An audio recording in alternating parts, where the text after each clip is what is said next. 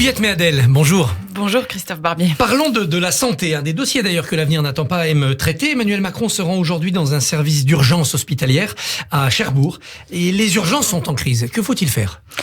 Elles sont en crise et c'est une crise d'urgence sociale et aussi une crise d'urgence sanitaire. Et ce qu'on ne dit pas assez, c'est que le personnel hospitalier, les infirmières, les médecins sont en souffrance quotidienne. Alors, il y a eu des revalorisations des salaires, notamment des salaires pour les médecins. Le Ségur de la santé. Le Ségur de la santé, il est venu au bon moment. Il y a beaucoup d'argent qui a été investi.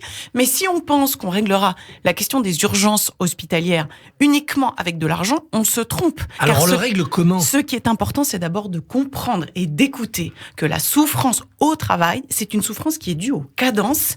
C'est une souffrance qui est due aussi à la difficulté que vivent les patients. Les Français sont aujourd'hui en attente d'une santé qui fonctionne bien. Mais ce qu'il faut voir, c'est que non seulement à cause de la crise du Covid, mais aussi à cause, en partie, de la crise d'angoisse qui monte, la souffrance que vivent les patients se transmet sur les soignants. Et donc, il faut être capable de l'entendre pour améliorer les conditions de travail, mais aussi pour pouvoir simplifier le système. On a un système de santé qui est très bureaucratique. On a un fonctionnement de l'hôpital qui est complexe.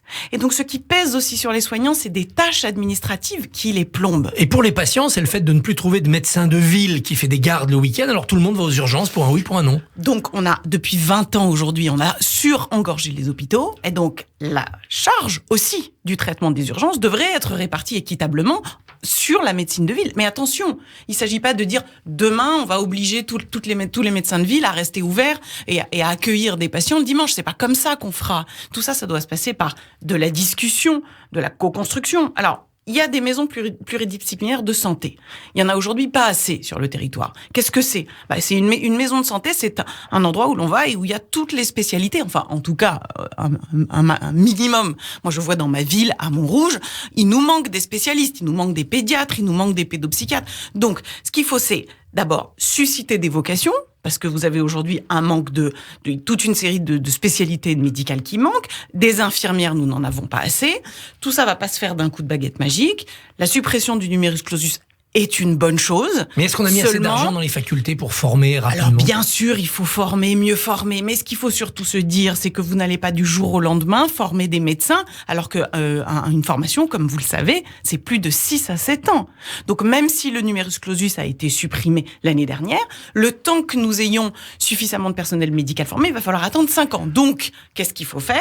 Travailler bien plus avec la médecine de ville, c'est-à-dire être capable avec évidemment des incitations financières, mais pas seulement, de valoriser le service public dans la tête aussi des médecins libéraux qui sont aussi rémunérés avec de l'argent public. Donc c'est un changement radical d'état d'esprit sur l'organisation de notre système de santé et où il faut amener les médecins libéraux à être pleinement partie prenante du service public de la santé. L'opposition s'engouffre aussi dans la crise pour dire il faut réintégrer les soignants non vaccinés qui ont été exclus. 15 000 soignants, affirme Dupont-Aignan. Mais franchement, ça fait vraiment... c'est l'épaisseur du trait. Alors, oui, bien entendu, de toute façon, il faut rassembler tout le monde. Donc maintenant, j'espère que le Covid est derrière nous. Et donc, il faut que chaque hôpital, que chaque ville réussisse à rassembler l'ensemble des soignants. La problématique, à mon avis, aujourd'hui, c'est d'abord un problème de valorisation pour tout le personnel soignant, des infirmières, des auxiliaires de vie, y compris dans les EHPAD. Il faut rassembler et valoriser. Bon, franchement, je ne sais pas si vous êtes allé aux urgences récemment, si vous êtes allé dans un EHPAD récemment, moi je le vis quotidiennement, en tant que mère, en tant que fille d'un senior qui est aujourd'hui en EHPAD, le travail qu'ils font est un travail, mais d'un courage inouï. Sauf que, non seulement ils sont pas suffisamment rémunérés, et ils peinent à recruter, personne ne veut faire ces métiers. Mais parce que ça n'est pas assez valorisé. Or, ce sont des héros. Donc, le vrai sujet, ça n'est pas qu'une question d'argent, c'est aussi une question de valorisation, de mise en avant, de reconnaissance, de formation. Il faut aussi pouvoir évoluer. Et tout ça, ça s'organise avec du sens, plus qu'avec de l'argent. Finale gâchée avec une pagaille au Stade de France samedi. Le 1er mai déjà avait vu les forces de l'ordre déborder. Est-ce que le préfet de police et ses méthodes ne sont pas à bout de souffle ? Vous êtes élu dans la petite couronne, comme on dit. Vous le voyez sur le terrain. Je suis élue à Montrouge et comme vous le savez, la petite couronne est sous l'autorité du préfet de police. Absolument. Alors moi, ce que j'ai vu, c'est que c'est vrai que quand même 40 000 personnes qui n'ont pas de billets, qui arrivent pour une jauge. Alors il y avait une jauge à 80 000 personnes. 40 000 personnes qui arrivent et qui pratiquement comme si on avait fait du surbooking. Et d'autre part, avec cette fraude massive, ça n'a pas dû faciliter la tâche. Non, mais on le sait, avec les Anglais, c'est toujours pareil. Ça n'a pas été anticipé. Alors après, j'avoue que les images étaient assez saisissantes, avec le gaz lacrymogène dans la figure des supporters, c'était plus que saisissant. C'est déplacé comme étant inadapté. Après, si vous voulez, cette brutalité-là aujourd'hui, elle n'est plus de mise. Mais en même temps, peut-être aussi que ces méthodes que je réprouve ont peut-être, on ne le saura jamais, éviter que des personnes ne se fassent piétiner et écraser sur les grilles. Le sujet dans ce genre de situation, c'est que quand il y a un mouvement non préparé et non prévu et non anticipé, en particulier à cause de cette fraude aux billets, il est quand même très difficile de considérer qu'on va y arriver avec des méthodes d'agneau. Un de vos combats depuis très longtemps, c'est de vous mobiliser contre les agressions sexuelles. Quelle est votre position aujourd'hui dans l'affaire Abad ?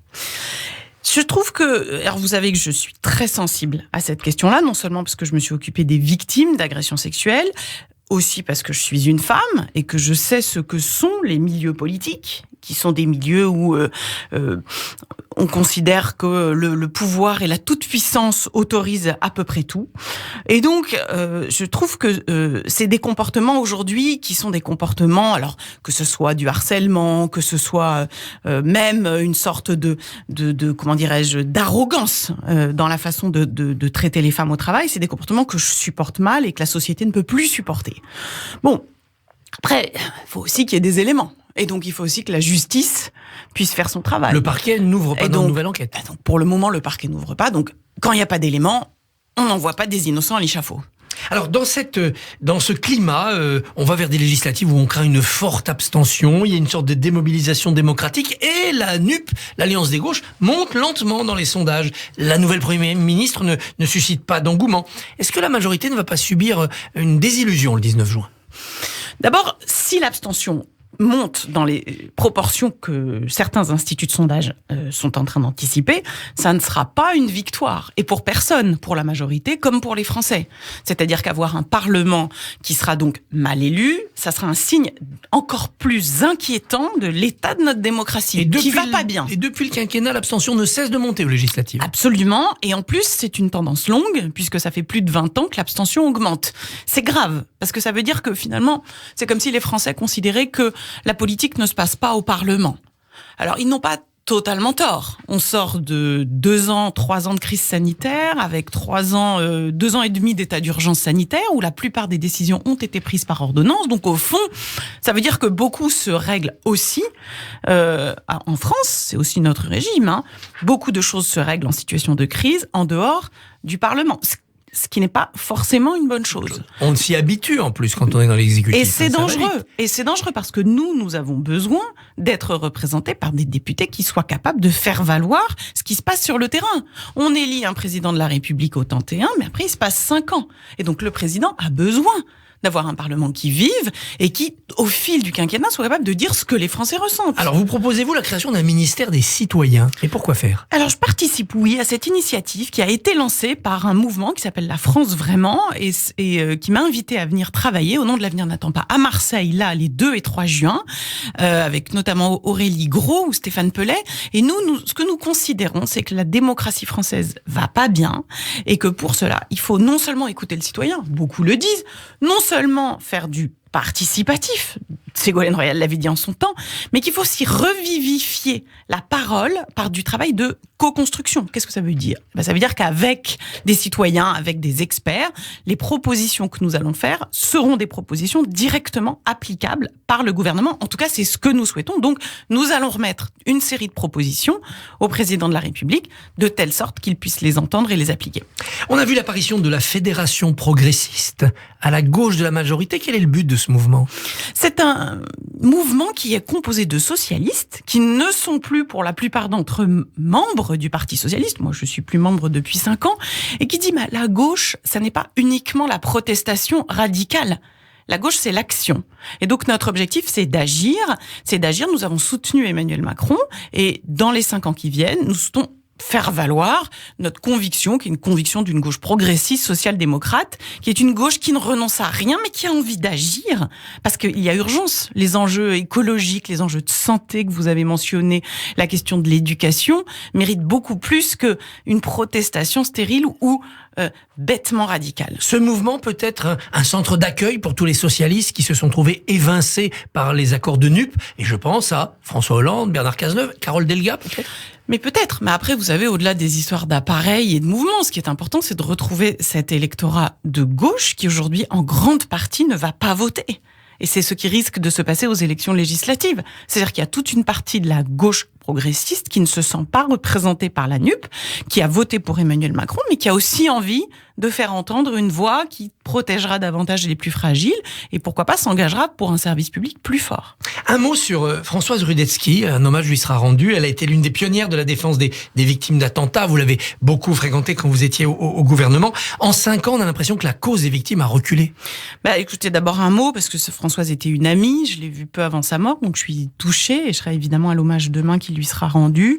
C'est un exemple de courage, disons-le. Elle était handicapée depuis son accident au Véfour. Attentat du Grand Véfour. Oui. Et ce qu'elle incarnait, c'était cette espèce de vision humaniste que nous avons portée au secrétariat d'État à l'aide aux victimes. Et moi, je plaide pour que cette cause soit entendue, qu'elle le soit davantage.